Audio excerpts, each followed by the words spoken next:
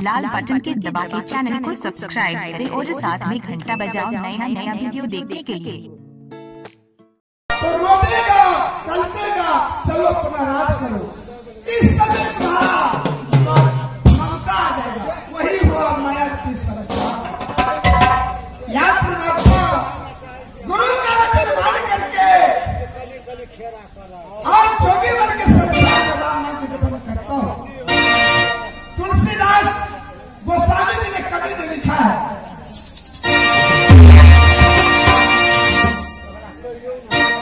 बिना गुरु भावना नहीं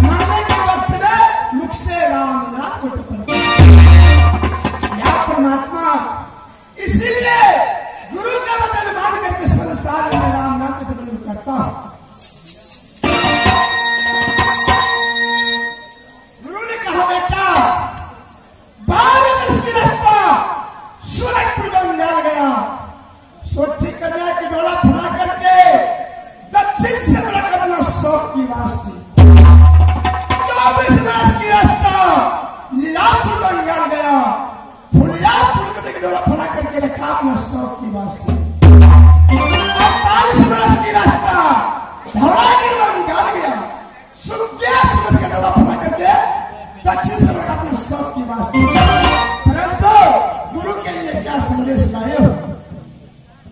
मैंने कहा है न कोई शहर गया था न कोई बाजार, मैं आपके लिए मैं क्या संदेश ला दूं?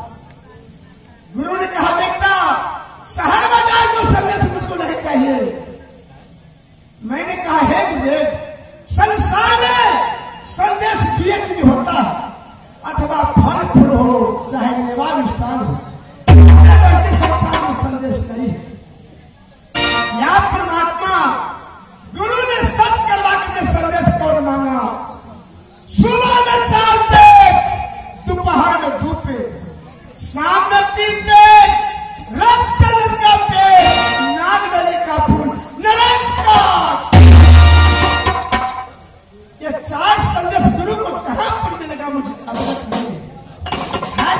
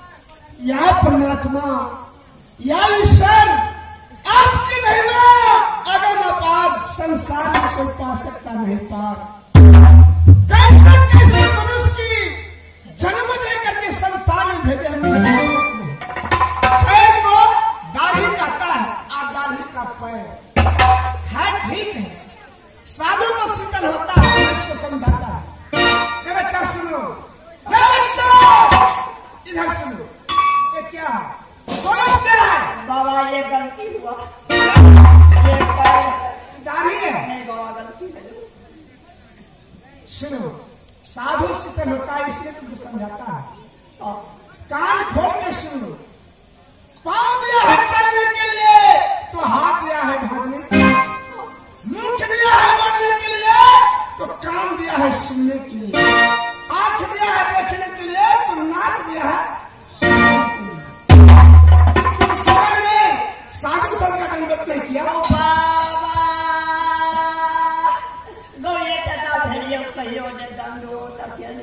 कभी नहीं।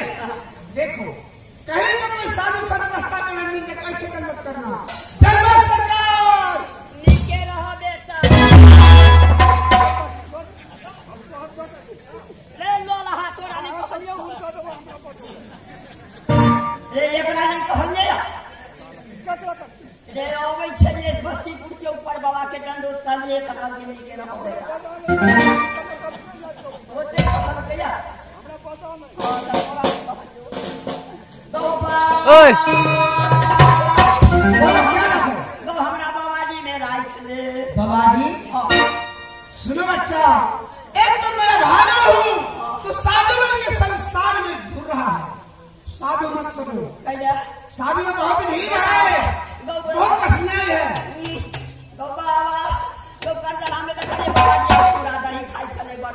अरे चूड़ा दही में सही मिलता है, बहुत कम करने पड़ता है। बाबा अकेला बाबाजी बनने से था कहीं बाबा हमारा घर में बड़ मार पीट भेलै। मारपीट किसका साथ? आ तू नहीं बुझी छ? ओ भाई संग। अरे भाई रे अपना दोनों भाई के कहियो झगड़ा होय हा। ये हमर भाई लेकिन झगड़ा अपना नहीं। दोनों भाई में झगड़ा होय हा। नहीं पूछे छियो। सुनो भाई, भैया नहीं हुआ अरसिया से। अरे झगड़ा किससे हुआ? झगड़ा केकरा से भेलै? केकरा से? दो बाबा के लिए हट जोता के लिए काले थाने सवेरे जल खैला कहिया तो सुसना ठल है। काले सवेरे जल खैला कहिया गौबा हर जोते की एक बाई गेली मोगी जल खैला कबले रे बाबा मान कर हमने बंद करना है। हुआ तक घर ओ घर बन फिर क्या हुआ?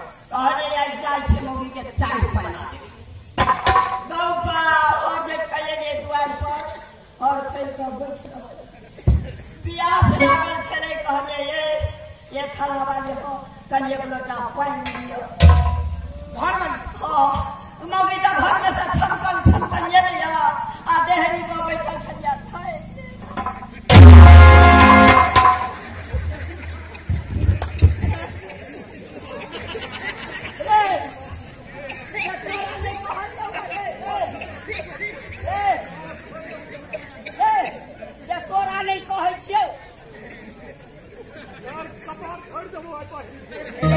नहीं मारलियो हम अपना घर वाली के पास देखा दे हुआ से बोल बत हुआ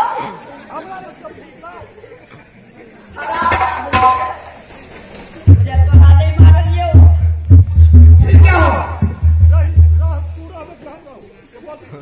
कोई हम नहीं चल जा फिर क्या हुआ? हम कले मार खाइए ले तमोगी भीन भोग कभी न तब वो पड़ गए मैं बाबू के फाटे हमरा फाटे पड़ले साड़ी तो हर घर वाले तेरा माँ बाप को फाटे पड़ गया। तोरा फाटे साड़ी पड़ न पावे के हमें हमें चेपे मोकर ए गुरु न पावे तो घर वाले भलो जो सास ससुर के फाटे पड़ले सास ससुर चरण के सेवा करके 5 को दाना खेते में सारी लगती कर दी। दो बाबा हम बाबा नहीं बन रहा है सारी लग चले केना देखा जी बाबा जी बाबा बाबाजी बन गेलियो दोनों साथ बन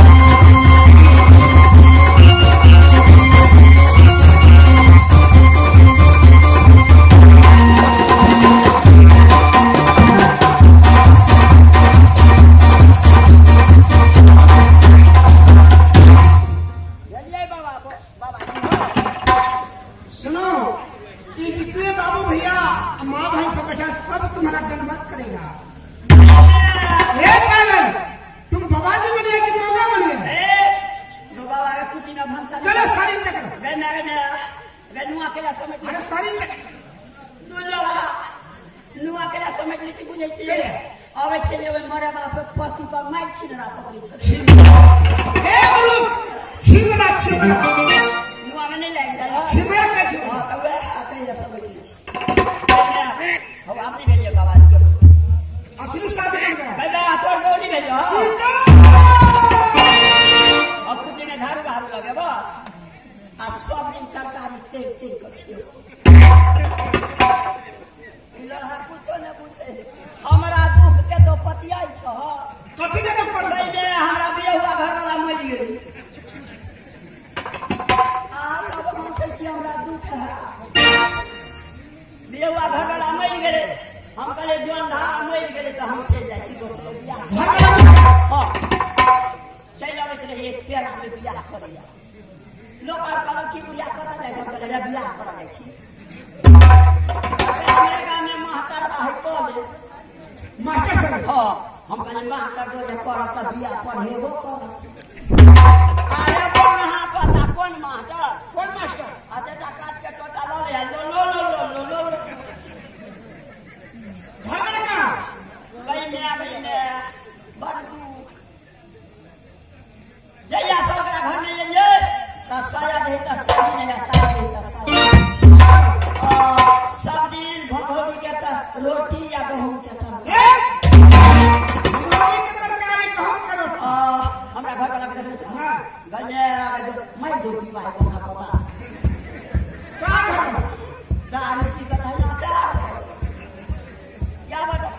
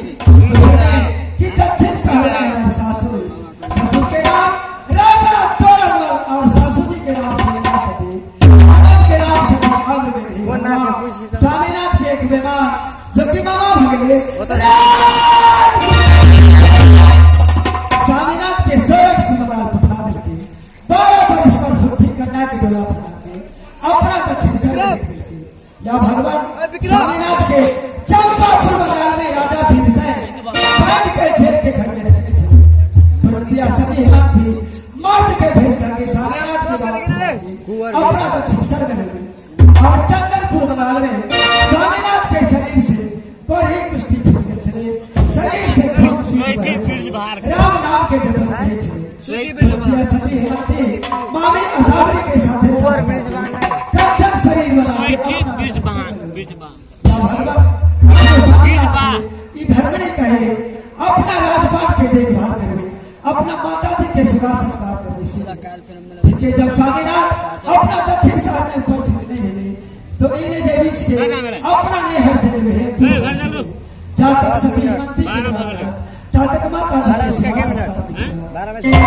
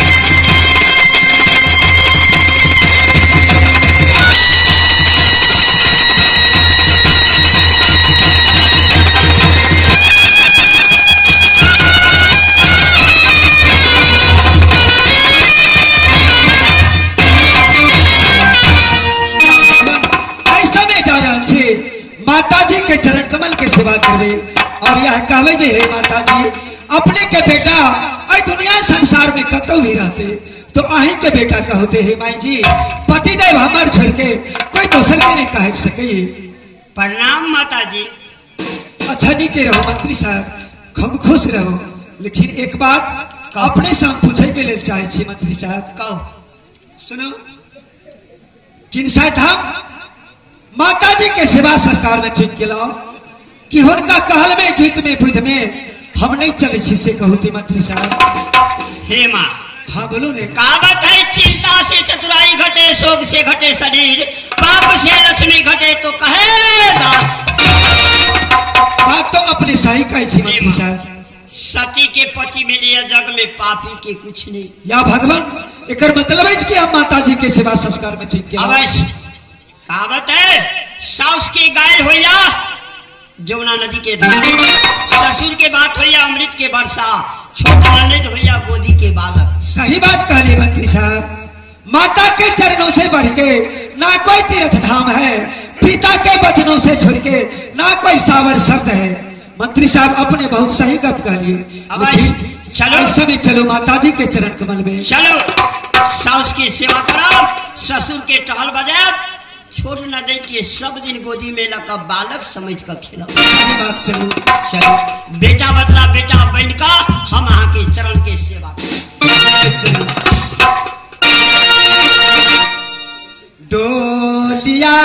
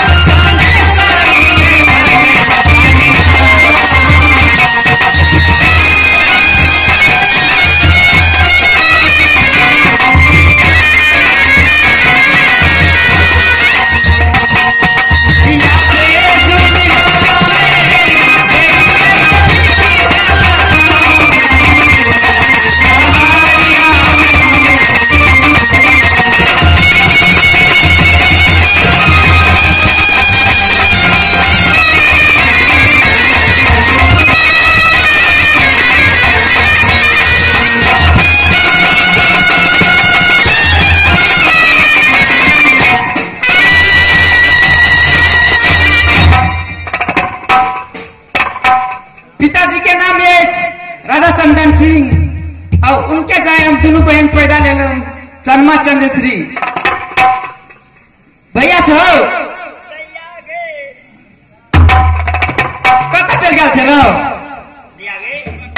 तू सब कत जाय छी हम सब जाय छी पेरा चपटिया पर पेरा चौबटिया पर हाँ लोग आवाई लोग पूर्णिमा जाए तो सब पेरा के जाय छी अगाड़ी तुम्हें देखे छ पेरा चपटिया होइला से कथि कर दिया खिरी तर हुजर रखबै तू सब आ तू कल गए छ आ तोर बाऊ रोपने खिरी तर बोल हाँ औ बाऊ हमरो बाऊ रोपने तोर बाप कौन से रोपने हमरो बाऊ रोपने है वही चौबटिया सब पश्चिम खीरा हम जाय छी सब दिन वही रखे जाते आगे सब गोरे दाल भात खेलो आ वही रहो अच्छा ठीक है चलो चल आ तेरा तो बढ़िया पर कितने मिला कथि कर बस तोरा कह दिया नहीं कभी तो हम बुझ नहीं रही तो लोग के केना का मारा जेबी कथि करे पेरा चपल से बुझला कथि जते बाट फोटो हेते ना जे पसंद है से बियाह करबे हम दोनों बहन जते बाट फोटो ही अभी सब जा अरे जे पसंद है ओकरे से ए जे हम कथि सब दे रही ले चला आ हम कथि करूंगा तो कथि करबा मुझे वो लोग काटिया था अच्छा ठीक से चलो आई छोड़ी केला न पहुंच गई कथि बेला हो आ तू केकरा जरे बियाह कर दिया पेड़ा में जो ते तेरा जो करबे ने तेरा जो पसंद हो तेरा जो आया अपन हो या छी से भाई है भाई कोई उते तेरा बाबाजी है वो कोई फूटा है वो भीख मांगा है पकड़ कर गुंडा चाहिए ब्याह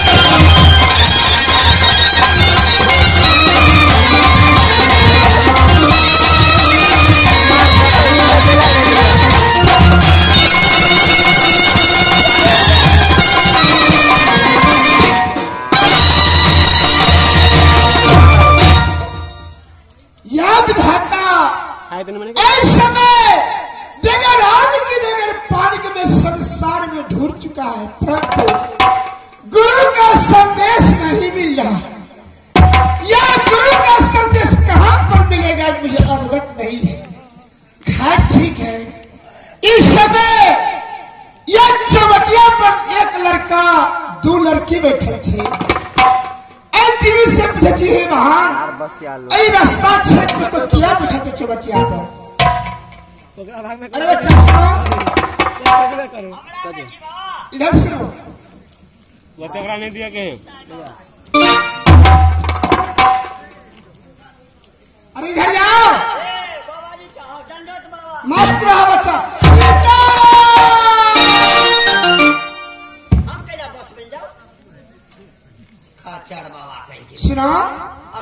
में चले खाली टेम्पू बस बने सब लोग। तुम कितने पढ़े लिखे हैं? हाँ पूरा नेपाल इंडिया में स्कूल नहीं भेटले। स्कूल नहीं मिला? अरे क्या क्लास? ए सात दिन का 2 गिलास और भोर का 4 गिलास। इसीलिए तुम्हारा अक्ल हो गया। ए बतलाओ, तुमको कहा था बस बनने के लिए? मस्त रहो बच्चा, निमन रहो। ए निमन रहा अंकल जी कहीं बस बन जाता लोग टिकटे कटा लेते। ए बतलाओ, ए तेरा जो बटिया कहीं से राही बटो जाएगा तो कौन रास्ता होकर जाएगा? रास्ता एक क्षेत्र की तरह नहीं जाएगा तेरे पता का। अरे कांट गाड़ा हुआ है, कांट बट जाएगा। अरे कांट गाड़ा कुछ और बाबा जाके काट नहीं पड़ी जो इधर। ए मतलब बच्चा, तुम रास्ता छकर क्या बैठा हुआ? हम सब अपन खेत पथार रखे छी रास्ते पर बैठ के। तो कर देता। अरे साइड हो। हम सब आयो बाबा तू तो आदमी है के बच्चा केना बैठा छ? हमरा तो लोग और कहल बाबा जी हो ये मनुष्य के बच्चा। मनुष्य आदमी के भेल? क्या मनुष्य आदमी एकेटा हो जाए?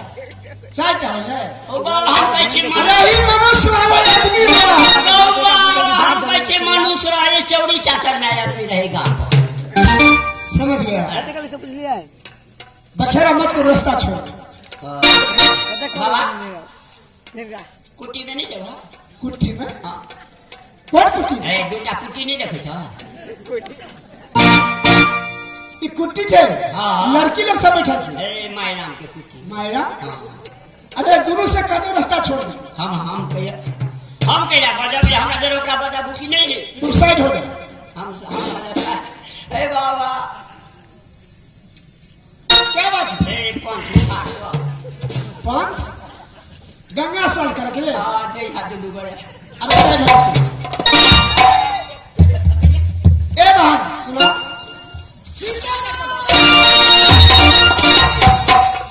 कत्ता के सीताराम, तोरा सीताराम के तो चूल्ही में मुड़ी मजा के धर।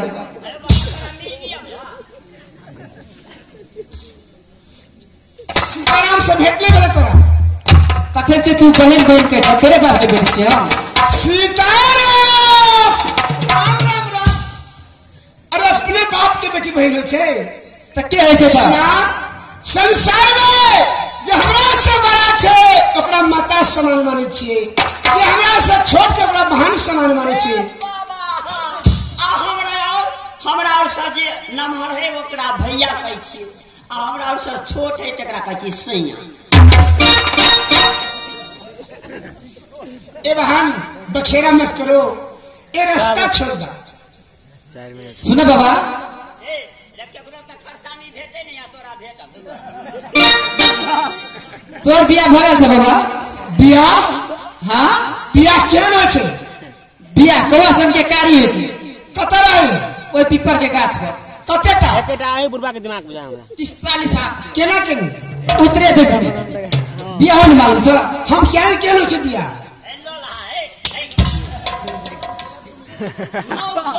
वो ने बुझे कौन भगवान एकरा जन्म देले हैं? उसना चाउर रही त कहती जे नहीं निमन लगी। लोला के त अरबो चाउर के भात नहीं निमन लगी। तोरा बीच में के कह दे?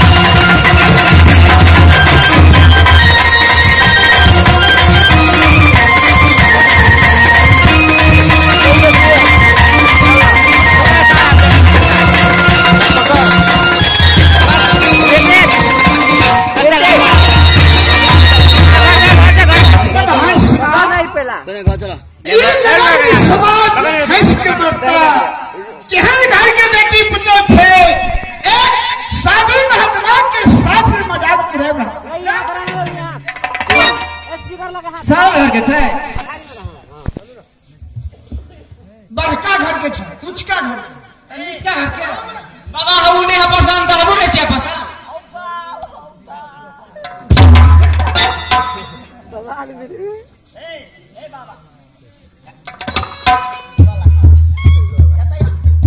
ओ बाबू ये तैयार नहीं लो ना दोनों कॉले आई एकरा भंडारा में लगे आ ओकरा दल में तोरा के है तुम्हें ये हां हमरा हम बिसर गेल हमरा पे है भाई तुरंते बिसरा दे छ हम बिसर गेल तोरा बहिन है और के बा हमरा तो बहिन है ये हां आ तोरा के होगा भैया बा हमरा के हम तोर बहिन है भैया है बा के है बा अब सही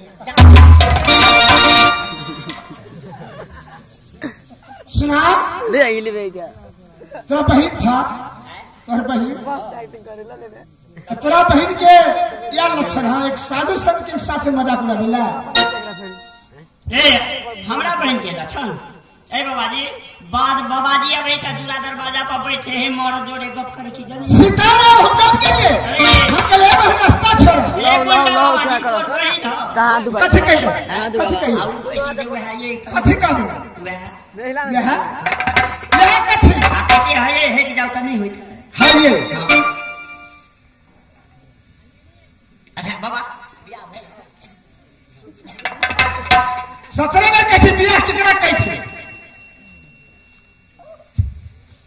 बाबा तू कच्चा रास्ता छोड़ देला तोरा आते रास्ता नहीं मिली सो एक कांटा बता दिए तोरा ई रास्ता जाए के छो जब तक नहीं बियाह करबा तब तक हम दोनों बहनी रास्ता नहीं छोड़बा तोर ला सेनुर धरे छै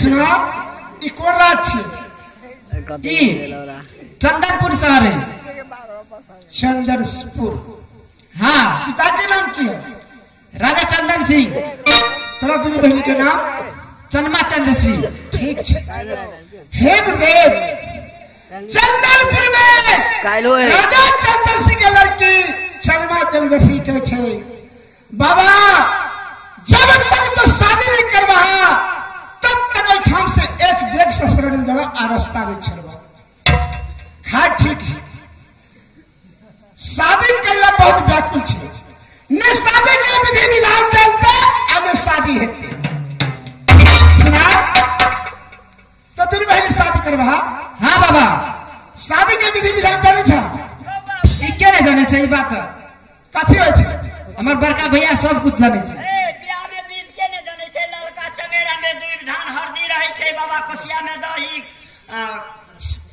तामा काट के तामा लोढ़ी आ सोन ललका दौरा में दूध धान हरदी काट के तामा रही कजरोटा केछुआ के छोलका लका दर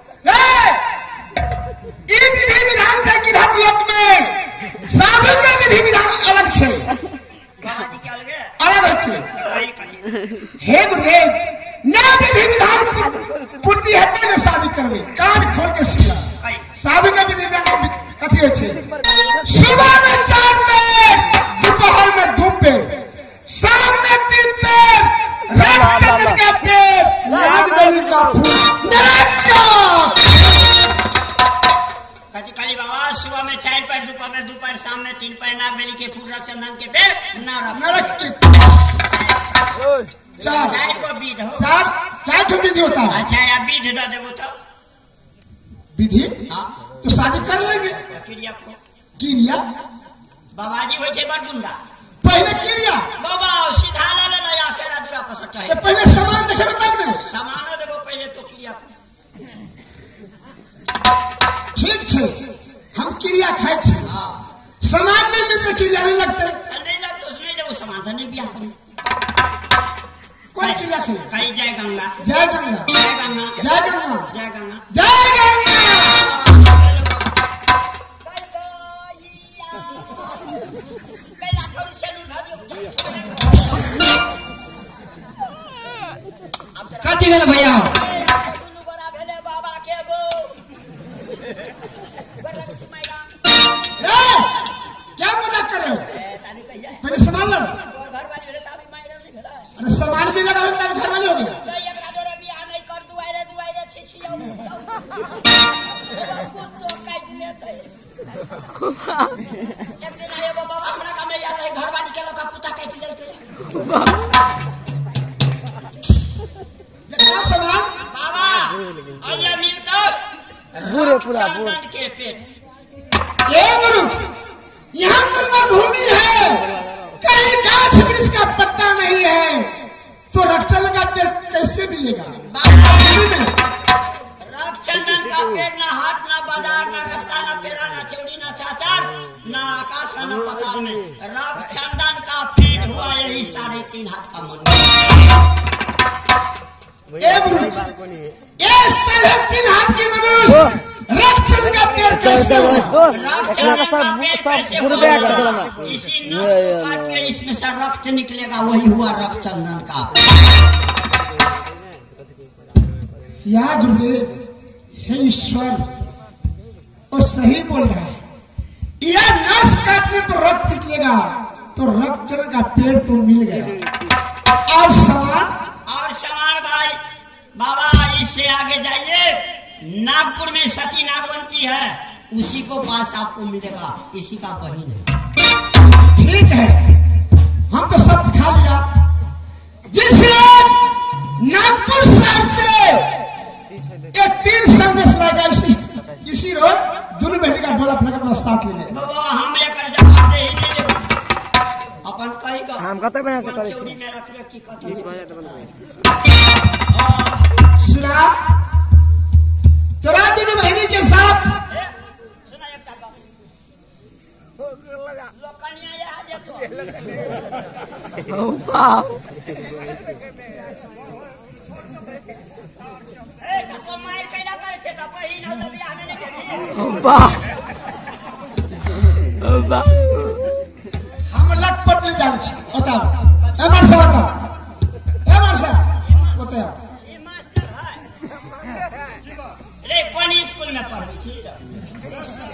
सुनो सुनो, जेले पेड़ा में हल्ला, जेले खाद कला हल्ला, तेरे स्टेज पर हल्ला। सुनो सुनो, आखिर से मेरे को किला सबक खा लिया, मैं यहाँ बतावे नहीं बोली। तब बाप के बेटा इधर खा ली वाह खा ले क्रिया तो हम खेलो तो तोरा नहीं खा देखिए हम खाए छो क्रिया आ ये क्रिया जिंदगी में नहीं छूटे ही हमारा जे बजावे से हमर वाह देखो क्रिया खाए छो आ तोरा हम बजेबो तो हम तोहर बहिनो वाह मास्टर बड़ा मुझे बात। हाँ जो बाप के बेटा चलता बीड़ी में वाह अखनी जाइत काला बजू